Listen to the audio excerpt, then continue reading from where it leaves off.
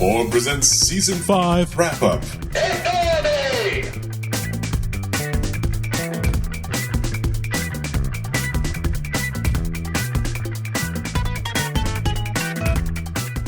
This is Gary Butterfield. This is Cole Ross. And it's time for the Season 5 wrap-up. Yeah. Of Orb.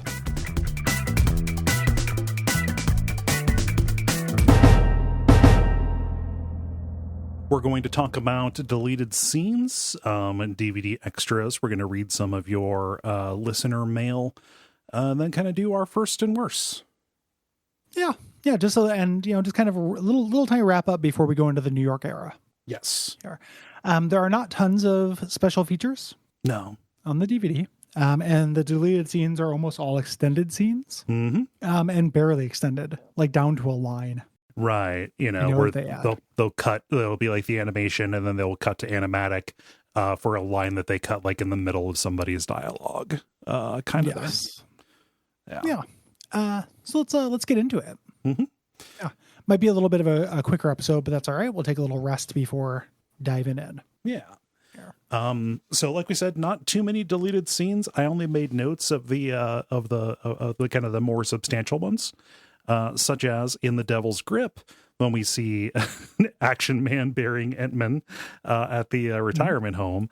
They're having a conversation with Hank, who is like asking like, hey, was he the oldest? Is that why he died first? And I love the information we get about Otto Aquarius. Yeah, weird acknowledgement. Of Otto Aquarius. So he's the oldest member. And used to be a drinker, and Hank fires back, confusing a metaphor. He's like, first it's your thumb, then it's crack cocaine. It's cracked cocaine. And Action Man just like, oh, no, son, I just, just kind of pushes past. Yeah. The metaphor, Action Man said like, oh, he found Jesus in the same bottle, where he, says something or other, something about mentioning a bottle. Yes. And that's what makes Hank get there. So implying that as a younger child, Hank was a thumbsucker. Yeah. Makes sense. Of course he was. Yeah. In What Color Is Your Clean Suit? The Dean meeting Talia is extended a little bit. After he gets hit with a frisbee, he has a boner, which Sergeant Hatred says at ease, soldier. Yep. Which I like the idea of Sergeant Hatred addressing an erection as at ease there. And then my favorite deleted thing at all is the blundering tape that Dr. Z sent to St. Cloud is extended with the end of it where he's like, you must be firm with a blunder, and takes an AK-47 and executes the blunderer who turns into an angel. Yep. I wish they had kept that in. Yep.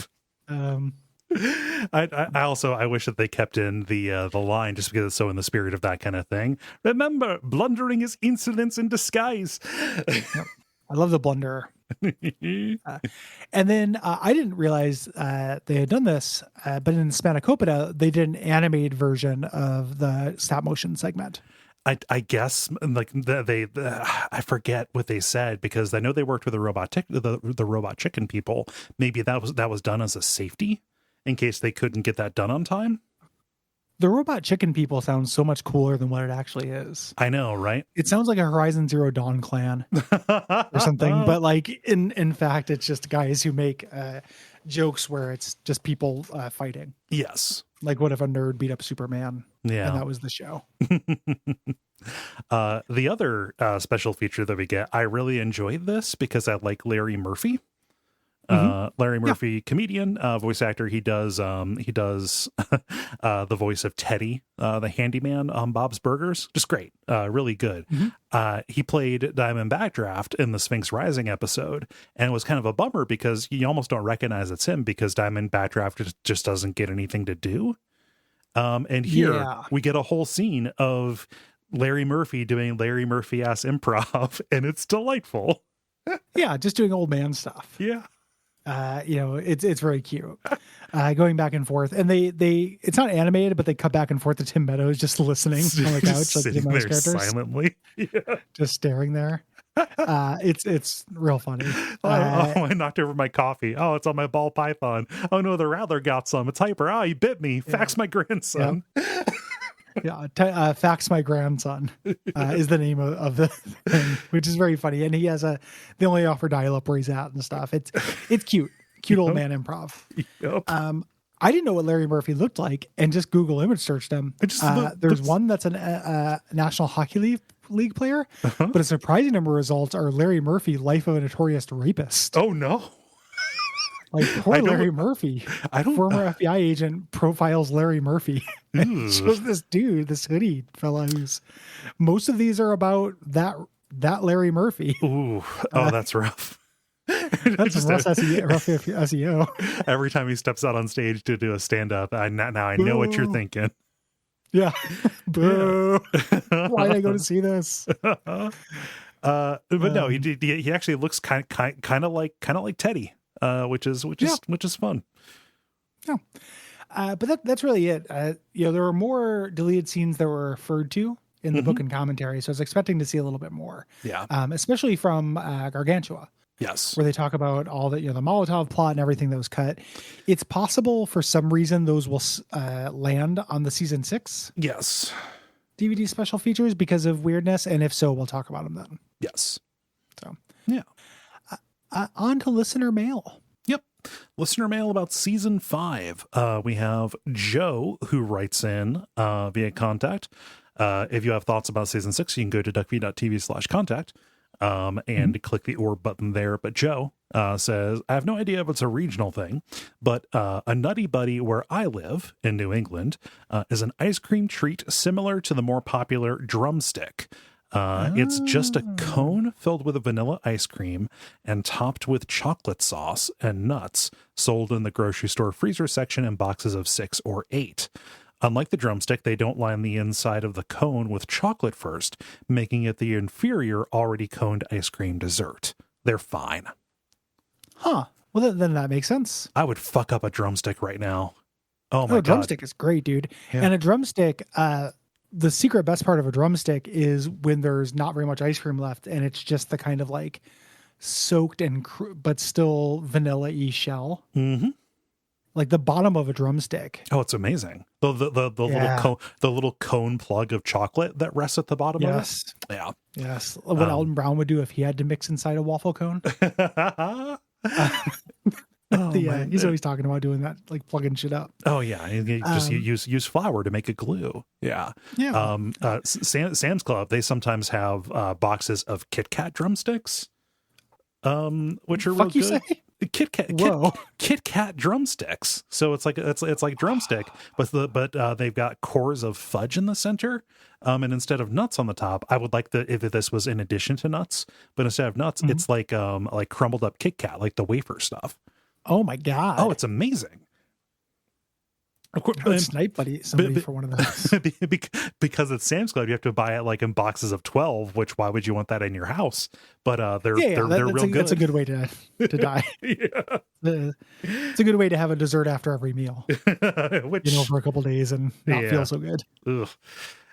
But yes, if you ever see one of those, it gets my recommendation. No idea about Nutty Buddy, but Joe, your account lines up. New England, Northeast, the boys being from New York, etc. It's so weird though, because Little Debbie is everywhere. I imagine there are also just Nutty Buddies, Little Debbie style ones there too. I wonder how they got away with that. No idea. I hope somebody got fired out of that blunder. We have, he says via contact, hi there from the queer with the Venture Brothers sleeve tattoo. I love season 5. It's full of some classic episodes and great callbacks. Notice that you didn't highlight my favorite line in What Color Is My Clean Suit? Pete calling St. Cloud the world's worst dressed supervillain. For my tattoo, I use Dean from the opening episode and Helper from the end of Venture Libre. My favorite episodes to rewatch are Bot Seeks Bot, Spanakopita, and the extended first episode. It's not the best season, but still one of my favorites. You called out some highlights there. Bot Seeks Bot and Spanakopita are absolutely high points. Yeah, absolutely. And What Color Is Your Clean Suit is good as well. Yeah. Yeah, agreed. Yeah. It sounds like a cool tattoo. I forget what Helper looks like at the end of what is it? What was the episode? Venture Libre. There we go. Yeah, when he comes out of the river as the walking eye and Oh, help her kill all these people. Yeah. Luke writes in via context saying, with respect to your reaction to 21's character backsliding into incompetence, my first reaction is that you expect too much of a silly cartoon. But insofar as I appreciate character and narrative coherence, I suggest that 21 represents the Peter principle. As a henchman, he was unstoppable, but he wasn't able to run his own show. He needed the guidance of a supreme leader to give him direction, a context in which he could accomplish whatever goal he was given. But his incompetence surged at exactly the moment he was out from under the wings of the Monarch's butter glider. He's playing the same RPG, but as a class he's never played before. As I recall, he rose again to competence as Kano, but perhaps I'm misremembering. I'll confirm or reject the memory when we reach the point of the story together. He's okay as Kano, but he's no longer, they're not doing ultra competent like Dark Wolverine. Yeah. It's Ogopogo 21. Yeah. At this point.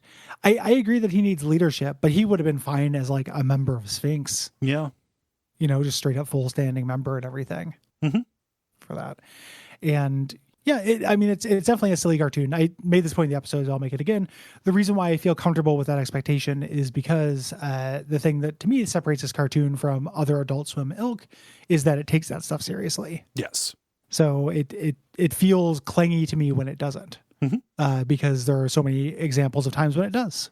Yeah, agreed. And that's pretty much what I was going to say. Yeah, there is definitely something to like being a self-directed person versus existing under leadership. But they also just made him stupid, like him hiding in the bushes. Yeah, and I didn't think you could see me, like things like that. Like it's not, I think they just did it in service of great jokes. It felt like the jokes leading the character as opposed to the character leading the jokes, which is not a position of power for the show, I'd say. Nat says via contact, season 5 was never high up there in my favorites outside of a few standouts, but it feels like their first real attempt to shrink the world. After the apparent burnout of the back end of season 4, I think season 5 represents their first steps towards that soft reset for the New York City age, beginning with to cut out the pieces of the world they weren't interested in anymore. Molotov, Dermot, and the Moppets, as well as the Triad, who were startlingly absent this season outside of the Halloween episode, and will continue to be so, to focus on the bits of the impeccably worked, or unimpeachably worked, Venture family dysfunction, and the Brock-based action. It's far from perfect, but I can't help but compare it to another show that turned out into a morass of endlessly self-referential bits, Arrested Development. But where Arrested Development curved too hard into manufacturing that charm and produced the confusing mess of its later seasons, Venture Brothers tightened down to focus on what worked best without losing the charm of the world that the show had built. Yeah. Under that kind of scheme, we can see season 5 as like the half measure that wasn't sufficient, and season 6 is the full measure that was what was needed, that maybe, fully satisfied the urge that they felt. Yeah. Yeah. The prelude to a course correction. Yeah. I think that part of what I think that is a great lens for it. Part of what makes season 5 seem weird to me is that reading the context around it, reading the book stuff and commentary where they're talking about how jazzed they were and how much they felt reinvigorated. Yeah. And wanted to go back to things. There's like the scope thing where they succeeded at that, by tightening the scope, which Nat brings up. But then there's also, there's an issue where like a lot of the jokes just aren't as funny, which to me is kind of a bummer. Yeah. Like, and there are plenty of good jokes. Like there are no straight up bad seasons of the Venture Brothers. Right. There's certainly a curve. For sure. Donna writes via contact saying, okay, I've been listening to the podcast since the beginning and I love it. I just want to say that up front. What I do have a problem with, other than your feedback area not being compatible with iPhones, is how badly you dissed The Cure on last week's episode. Like, come on. I thought Just Like Heaven was a great song when I was 13. Then I grew up. Quote, boring goth shit. I guess you haven't really listened to much of their catalog because it's not boring goth shit. From 17 Seconds to Disintegration. There is some deep-seated anger and sadness that isn't teen angst going on, and I know this because I thought at 16 I would probably think differently about those songs, but as a 47-year-old woman, those songs have only grown deeper. So, tongue sticking out emoji. And this part is being playfully angry. Smiley face emoji. Now, I want to talk about the reaction to Amber's hair color and what a betrayal that was. Betrayal in quotes. That was directly calling out dudes who think women who wear makeup or dye their hair are trying to trick them because of the pressures of society to conform to a standard. Southern women need to be platinum or honey blonde, even if they aren't naturally. And how some men, when confronted by a woman who is just being herself, are so offended. It sounds so silly, but I've had it happen to me. Makeup comes off, roots grow in, and suddenly you're a liar or are a slob for not keeping up the ruse. That is what I got from that. She goes on to say, y'all need to get more women on your show. You don't know another woman other than Gwen who has watched this show. Anyway, love you guys. Glad for the recap podcast. That sounds like me and my friends talking about the show. Also, you might want to contact Urbaniac if you can. He loves going on podcasts and talking about Rusty. Good idea. Yeah. But second of all, how dare you? I have heard tons of The Cure. The Cure, one of my like teenage friends. So the way that you have friends as a teen, you sometimes don't as an adult, like where you just get stuck in hostage situations. Yeah. With them, like where you're just stuck with them. My liar friend, who I've talked about on shows before, was a huge Cure fan, and I listened to every Cure album up through like 1996 Okay. or so. And a lot of them I thought like, yes, there's probably some deep-seated sadness there, but I found them really musically boring. Yeah. And not all of them, like Head on the Door has some bangers on it. Like there are tracks I think are genuinely good on each album. And then there are albums that I think are just really mid or low tempo and just musically don't have a lot going on. Yeah. For them. That friend who was in The Cure was so into The Cure that I have a distinct crystallized memory. We had a creative writing class, and we had a prompt where the prompt was the teacher's like, come up with, it was kind of like Quiplash for kids, like come up with a name for a vegetarian restaurant. Okay. Right. And people tried to come up with pun names and stuff for that. And his was the Hanging Gardens of Refreshment. Okay. A little because wordy. there's a Cure song called The Hanging Gardens, I think. Okay.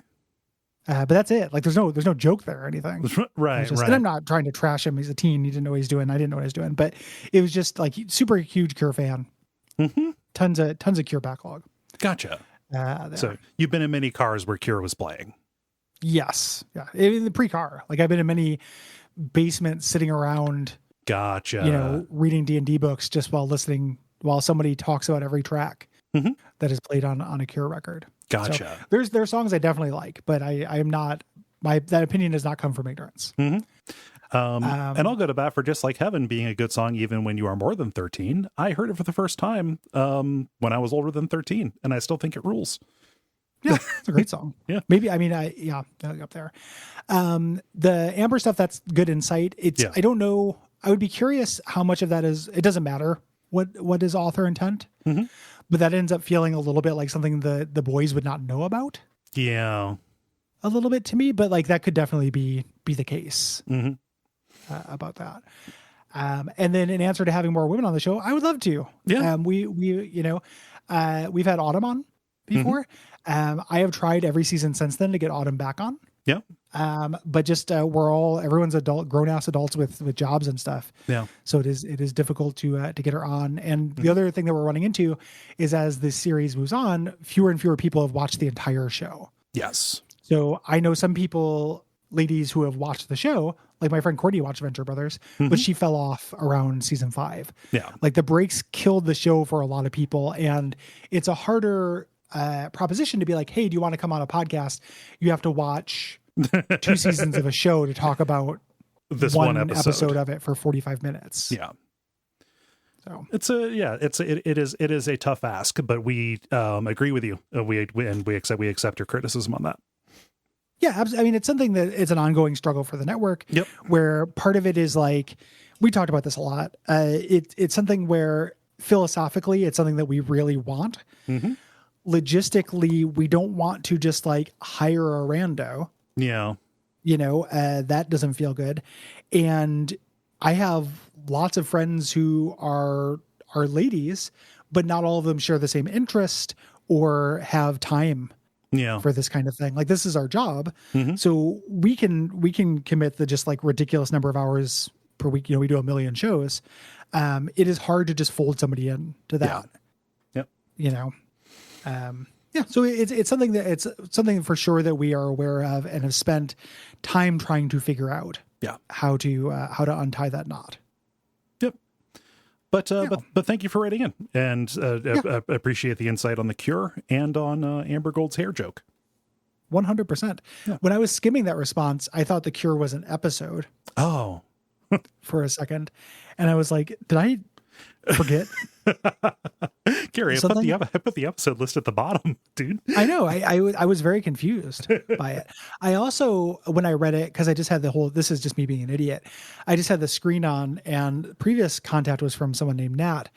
So for some reason in my head that transferred to Molotov. Oh, probably because of Black Widow. Oh, okay. Reasons. And I was like, oh, is this person mad because we don't like Molotov? It was very like, I went on a real journey trying to skim that before reading it. So it just goes to show you, confusing. Yeah. So thanks everybody for writing in. If you have season 6 thoughts, please go to duckfeed.tv/contact and share those with us. We really appreciate it. We'll do another wrap up then. And we'll be back next week with that season. For now, let's do our first and worsts. Yeah. Do we want to take Gargantua 2 out of the running for Gargantua wouldn't be my first. I wouldn't it's great and it's interesting, but it's not funny enough for me. Yeah, wouldn't be my first either. But I just would always looking to set parameters, you know? Yeah. I like getting rid of a spoiler, but I think this season kind of doesn't need it. Yeah. Almost. Like, even like, to me, so like, first it's either between Spanakopita or Bot Seeks Bot. That's the thing. Right. Like I kind of am vacillating between those. Like I wish Spanakopita had more jokes, but its heart is sufficient for me. You know? And Bot Seeks Bot, that, like, I don't know. I might say Bot Seeks Bot on that, because it feels emblematic of the season to a certain degree. Like, it is doing what they are trying to do the best that they did in the season, which is, you know, get this guild chase on, get the OSI in there, like get those characters doing interesting stuff while not being something ridiculous and bad like OS I Love You, right? That's part of what their remit was. The other remit was to stop re-rack and focus on the boys kind of doing adventures. Yeah. Which I think Spanakopita is closer. Like, let's focus on Doc. This is a show about the Venture brothers. Yeah. You know, so Spanakopita is also that, you know, is part of their remit. I would probably give it to Spanakopita because it's self-contained. Yeah. And I prefer a Monster of the Week episode to a Mythology episode usually. But both of those are very good. Yeah. Yeah. Agreed. Like a weird dark horse in this that probably wouldn't be in the running for first, but like was better than I remembered it being. Mama's Boys. Yeah, Mama's Boys is real fun. Same thing with Devil's Grip. I think the Devil's Grip is real fun. You know, all this stuff, you know, Colonel Gentleman, like which one's the actual canon, which one's that crappy puppet. Like there's a lot of good stuff there. So there are a couple of dark horses. And then similar for me, the worst one is a tie as well. It's really hard for me to go between OS I Love You and Venture Libre. Yeah. I think both those episodes suck. Venture Libre's got that horrible subplot with the senator. Yeah. Yeah. You know, and it's so stupid and jokeless. And then OS I Love You is just too actiony, too much action spy stuff, not enough jokes. Yeah. And they killed Tank Top. And Shuttlecock, Slapchop, Bum Rush, like all these great characters. Yeah. You know, it just because they just happen to be double agents, because from whom and for why. It feels irritating. I don't know. Like, as it's very similar actually to Bot Seeks Bot and Spanakopita, where I think OS I Love You is a holistically worse episode. Yeah.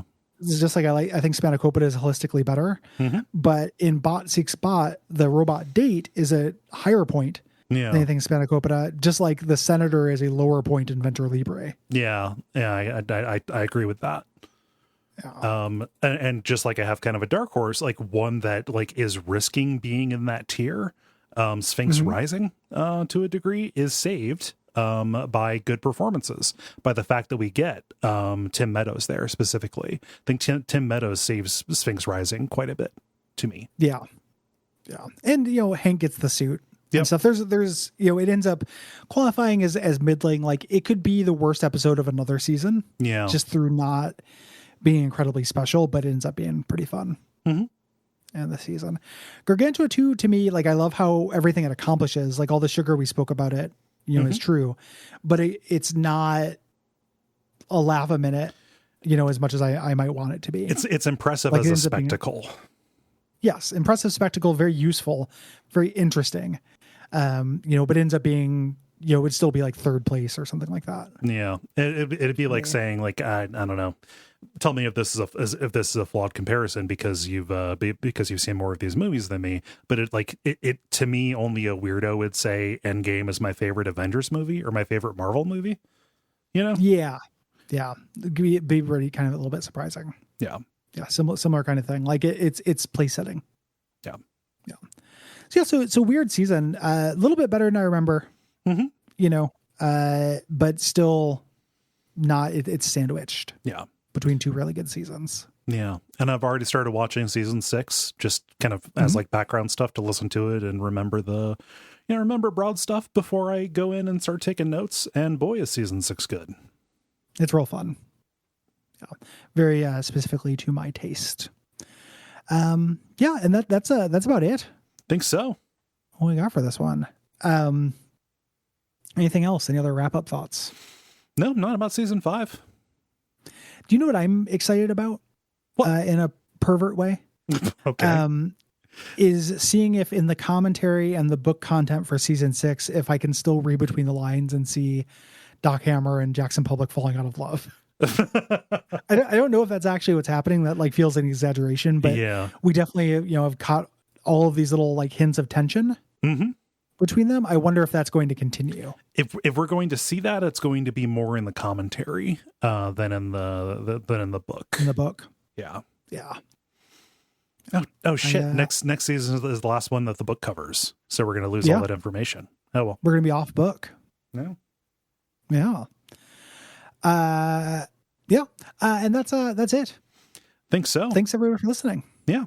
If you'd like to support the show, you can go to patreon.com/Duckfeed.tv, kick us some money, and you can get episodes a week early, one whole week. In addition to getting a bunch of bonus shows. So check out and see what shows you have access to. Yeah. If you are a patron, you have access to a lot. And even if you're not a patron, you have a lot of stuff to listen to. We do a lot of things. Yeah. Yeah. Huge network. You can also leave us ratings, reviews on Apple Podcast or Podcast Addict, or anywhere podcast reviews are found. We really appreciate that. I think that's about it. I think so. Yeah. Until next time, go Team Venture.